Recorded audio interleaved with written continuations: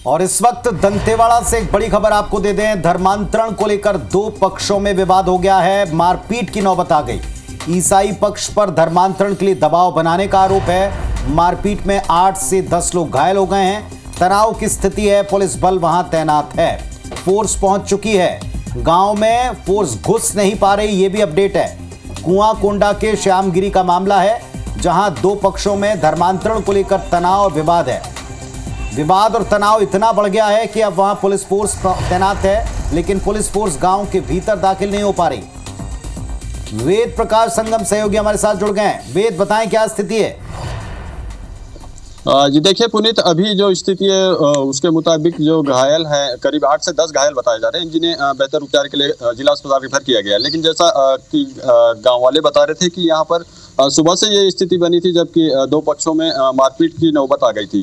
जैसा ग्रामीण बता रहे थे कि जो ईसाई पक्ष के लोग हैं वे दूसरे गांवों से ईसाई पक्ष के लोगों को बुला करके यहाँ जो दूसरे हिंदू धर्म के लोग हैं उन्हें कन्वर्ट करने की कोशिश कर रहे थे, और साथ ही जो कन्वर्ट हो चुके हैं लोग उन्हें वापस मूल धर्म में जाने के लिए मना कर रहे थे। तो इसी बात को लेकर ये सारा विवाद उत्पन्न हुआ, और जिसके बाद बेदम कुछ लोगों की पिटाई हुई है। महिलाएं हैं इसमें घायल अवस्था में, जिन्हें एम्बुलेंस से जिला अस्पताल भेजा गया है। पुनीत हमारे साथ एडिशनल एसपी हैं दंतेवाड़ा, मैं उनसे बातचीत कराना चाहूंगा आपकी। सर, किस तरह की स्थिति है अभी? ग्राम श्यामगिरी जो कि थाना कुआंकोंडा क्षेत्र के अंतर्गत आता है, आज सुबह ये 10 बजे के आसपास गांव में मीटिंग कर रहे थे आपस में कुछ इसी चीज़ को लेकर, और इसी बीच इन लोगों के दो पक्षों के बीच में किसी बात पे विवाद हुआ, और जिससे ये धक्का मुक्की हुआ, जिससे कि 5-6 लोगों को मामूली चोट आई है, और उनको तत्काल जैसे ही सूचना मिली थाना कुआंकोंडा का बल एवं अतिरिक्त बल यहाँ पहुँच गया, और स्थिति को भांपते हुए लोगों से बात करते हुए तत्काल जो जिनको मामूली चोट आया था उनको अस्पताल रेफर किया गया है, और लोगों से बात करके यहाँ भी वर्तमान में स्थिति सामान्य है। सर, काफी समय लग गया पुलिस को यहाँ पहुँचने में। ऐसा बताया जा रहा था कि ग्रामीण विरोध कर रहे थे पुलिस की एंट्री ना हो गाँव में। इस तरह की स्थिति बनी थी क्या? सुबह जैसे ही सूचना मिली थाना प्रभारी को, वरिष्ठ अधिकारियों को अवगत कराया गया था। अन्य बल को भी यहाँ भेजा गया और तत्काल स्थिति को अपने नियंत्रण में ले लिया गया, और वर्तमान में अभी स्थिति सामान्य है। जी पुनीत, देखिए स्थिति सामान्य बता रहे हैं पुलिस के जो अधिकारी हमारे साथ जुड़े थे। एडिशनल एसपी हैं आर के बर्मन। फिलहाल गांव में पुलिस फोर्स की तैनाती भी रहेगी, ताकि जो आने वाले समय में हो सकता है कि आज एक बार फिर से विवाद की स्थिति ना बने। इसको देखते हुए पुलिस के अधिकारियों का यह कहना है कि गाँव में आज पुलिस फोर्स यहाँ मौजूद रहेगी।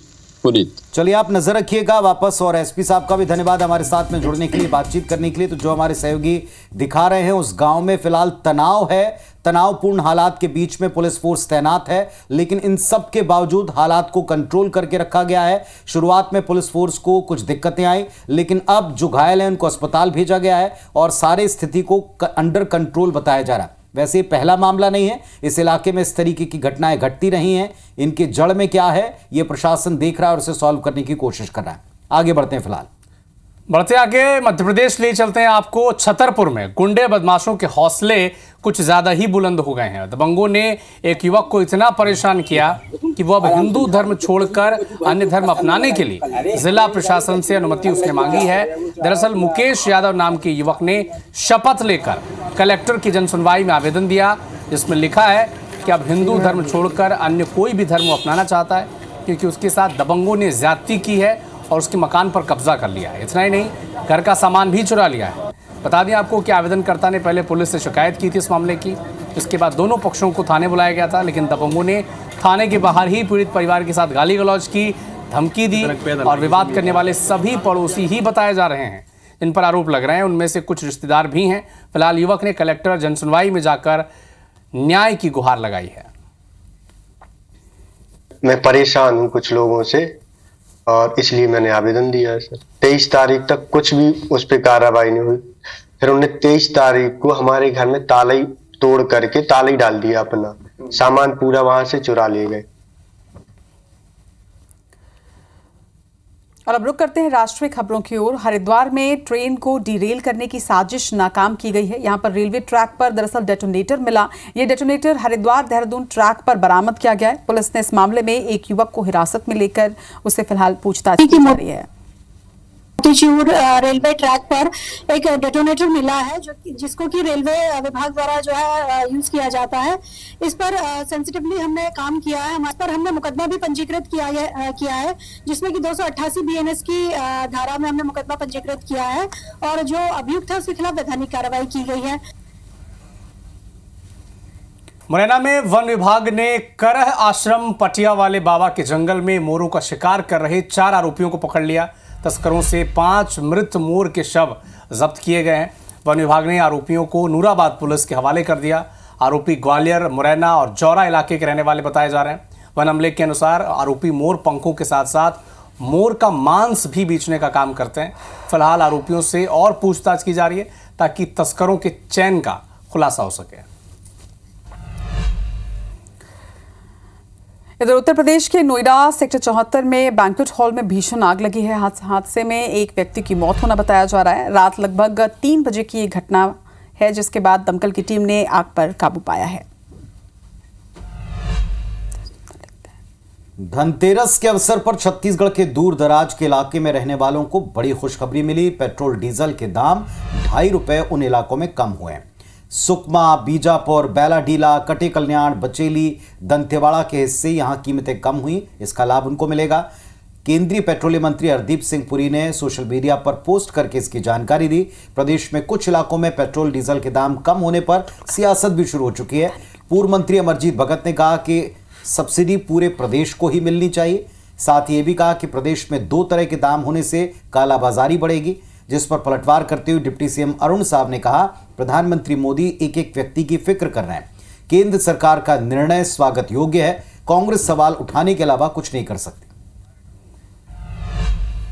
मिनी मुंबई इंदौर में एक बार फिर से एयरपोर्ट पर फ्लाइट में बम की धमकी मिली। हालांकि इस बार बम की धमकी तब मिली जब फ्लाइट इंदौर एयरपोर्ट से मुंबई के लिए रवाना हो चुकी थी। बताया जा रहा है कि सोशल मीडिया साइट एक्स पर धमकी भरा संदेश एयर इंडिया को भेजा गया। इसके जरिए फ्लाइट में बम होने की बात कही गई। सूचना मिली तो एयर इंडिया के ड्यूटी मैनेजर ने शिकायत पर एरोड्रोम थाने में एफआईआर दर्ज की है। बता दें कि इससे पहले भी एयरपोर्ट पर इस तरह की धमकी भरे मेल आ चुके हैं। हालांकि इस बार एक्स पोस्ट से एयर इंडिया को मैसेज मिला था। फिलहाल पुलिस अब इस पूरे मामले की जांच में जुटी हुई है। इधर दंतेवाड़ा मोतियाबिंद सर्जरी केस में बड़ा अपडेट है। मेकाहारा में फिलहाल 11 मरीजों का रायपुर में इलाज जारी है।